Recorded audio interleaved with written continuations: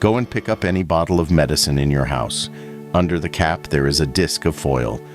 Around the neck, there is a band of plastic. The carton it came in was glued shut at both ends, and to get into it, you had to tear something. Ask yourself why. Not why it is sealed now. Why anybody decided it had to be. Because somebody did decide, and they decided it in a hurry, and the reason is 7 people who never met one another. In the autumn of 1982, on an ordinary Wednesday, a girl in a suburb northwest of Chicago woke up with a sore throat. Her name was Mary Kellerman. She was 12 years old. She had the beginnings of a cold, and her parents did what every parent in the country did on a weekday morning. They gave her something for it and told her to go back to bed. At 7 o'clock, they found her on the bathroom floor. She was pronounced dead at 9:30. Nobody at the hospital had the first idea what they were looking at. A healthy 12-year-old with a scratchy throat does not die before the breakfast dishes are dry.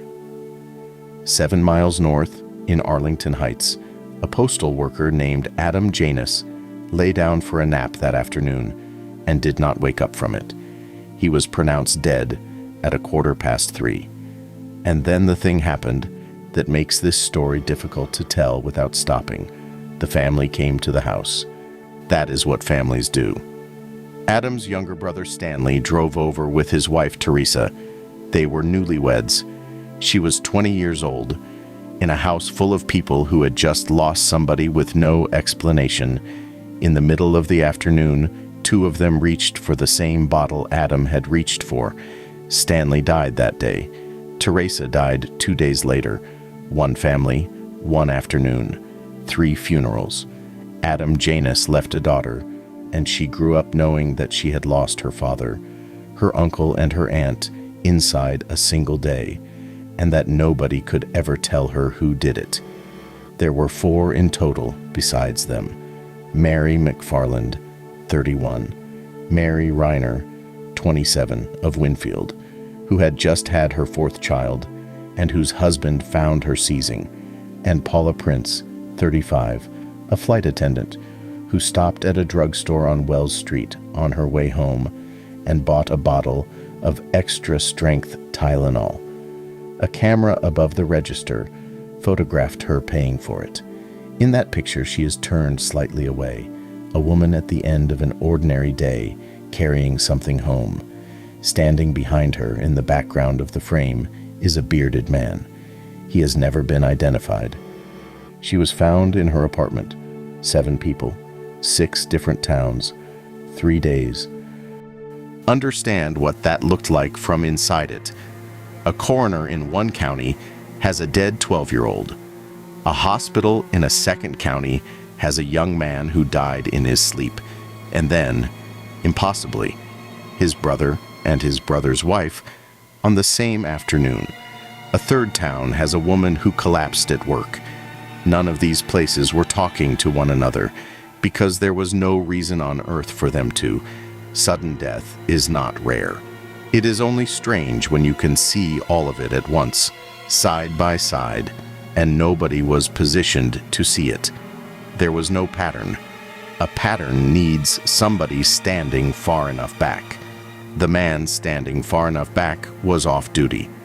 Philip Capitelli was a lieutenant with the Arlington Heights Fire Department, and he was at home that evening with a police radio going in the background, the way firemen keep a radio going. He heard the traffic about 3 deaths at one address, and it lodged in him. Then his mother-in-law came home and mentioned, the way a person mentions something sad, that a woman she worked with had lost her 12-year-old daughter that morning over in Elk Grove Village. 2 towns, 2 impossible things. 1 kitchen, 1 evening. He picked up the telephone and called a friend of his, a firefighter in the Elk Grove department, and the 2 of them did the thing that no hospital and no police department had managed to do. They compared notes. Then they called their own firehouses and had the men on duty go through the incident reports aloud to them, over the phone, line by line. The same word was sitting in both reports: Tylenol. That is the break in the case. Not a laboratory, not a task force. Two men off the clock on a landline, reading each other's paperwork to one another and noticing a brand name twice. The capsules came back positive for cyanide and not for traces of it. A single capsule carried enough to kill a grown adult many times over. Here is what somebody had done. Walked into ordinary shops around Chicago, taken bottles down off the shelf, pulled the two halves of the capsules apart, tipped the medicine out, packed them with poison, pressed them back together, and returned the bottles to the shelf. Sit with that last part. Returned them to the shelf. The capsules went back in the bottle went back in the carton went back where it had been, and there was nothing, not one single thing, for the next customer to see. That is the failure, not the poison. The poison was murder.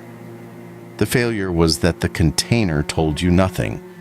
It looked exactly as it had looked in the factory, because it was built to be opened, and nothing about being opened left a mark. Johnson & Johnson pulled every bottle of Tylenol in the United States. 31 million of them. No law required that. No regulator ordered it. There was no rule anywhere on the books saying that a company had to strip a product off every shelf in the country because 7 people had died in one metropolitan area from a poison that had not come from its factory, that had been put there afterwards by somebody else. The company could have said exactly that, and it would have been true. They pulled it anyway. By then, the fear had already traveled a great deal further than the poison ever did. The 7 died inside a 30-mile circle west and north of Chicago. The dread went national inside a week, and it landed, of all places, on children. Halloween was 5 weeks away. Towns that had never heard a siren over any of this called it off. Vineland, New Jersey, 1,000 miles from Elk Grove Village, canceled trick-or-treating outright. Suburbs in Ohio and Massachusetts did the same. Parents who did let their children go brought the bags home and went through them on the kitchen table, piece by piece, holding wrapped sweets up to the light, looking for a pinhole. They were not being irrational. They had just been shown very clearly that a sealed-looking thing on a shelf proves nothing at all. They simply had no way to act on that, except to check their own children's sweets, one at a time, by hand. And then the company did the thing this story is actually about. They put it back on the shelf inside a package that could not be opened quietly, a glued carton, a plastic band around the neck, a sheet of foil sealed across the mouth of the bottle. 3 barriers, and here is the part people get wrong about them. None of the 3 stops anybody. At a kitchen table, you can get through all 3 of them in under a minute. That was never what they were for. What they were for is that afterwards, you would be able to tell. 5 weeks after Mary Kellerman died on a bathroom floor, federal regulators published new packaging requirements. And in 1989, they went further still, because a capsule comes apart in your fingers and goes back together the same way. A capsule, they ruled, needs 2 seals. 1 is not enough.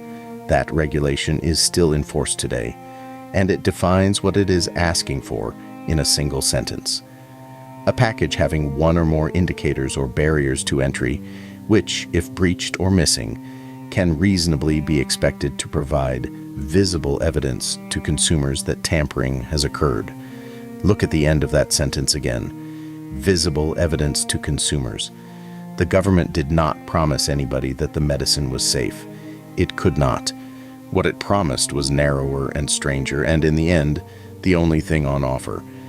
If somebody gets to it before you do, you will be able to see that they did. The year after the packaging rules, the president signed a law making it a federal crime to tamper with a consumer product, with up to 20 years in prison behind it. It did not stop the next one. It only changed what the next one had to look like. 6 years later, a woman in Washington state became the first person convicted under that new law. She had put cyanide into capsules of a headache remedy and returned the bottles to shop shelves, and she had done it for a reason that had nothing to do with strangers. She wanted her husband dead, and she had understood something about the country she was living in, that if a poisoning looked random, nobody would go hunting for a motive. She was using the fear of Chicago as camouflage. A woman with no connection to her, who simply bought a bottle, died as well. The sentence was 2 terms of 90 years. That is the uncomfortable half of the ending. The seals did not make the shelf safe. What they did was make it possible to tell, afterwards, that somebody had been there, and to prove in a courtroom which bottle and whose hands. Nobody was ever charged with killing those 7 people. A man named James Lewis sent the company a handwritten letter demanding $1 million to make the killing stop. He was convicted of extortion for the letter and served roughly 12 years. He was never charged with the poisonings. Investigators kept coming back to him for 4 decades. They searched his office in 2009. They sat down with him again in 2022. It never once became a murder case. He died in 2023 of natural causes, at 76 years old. The bearded man standing behind Paula Prince at the register has never been identified either. So here's what the 7 of them bought, without being asked, and without anybody's permission. Every sealed bottle in your house, every disc of foil you have peeled off and dropped in the bin without once looking at it. Every plastic band you have torn with your teeth because the little tab would not lift. All of it is there because on 3 days in the autumn of 1982, 7 people opened a bottle that somebody else had opened first, and there was no way in the world for them to know it. If it has ever happened to you, you would have known. That is what they left you, and it is the only thing anybody ever got. Somebody had to write those incident reports before 2 off-duty men could read the pattern out of them. But the postmortem writes itself. The only question is whether anyone reads it before the next one.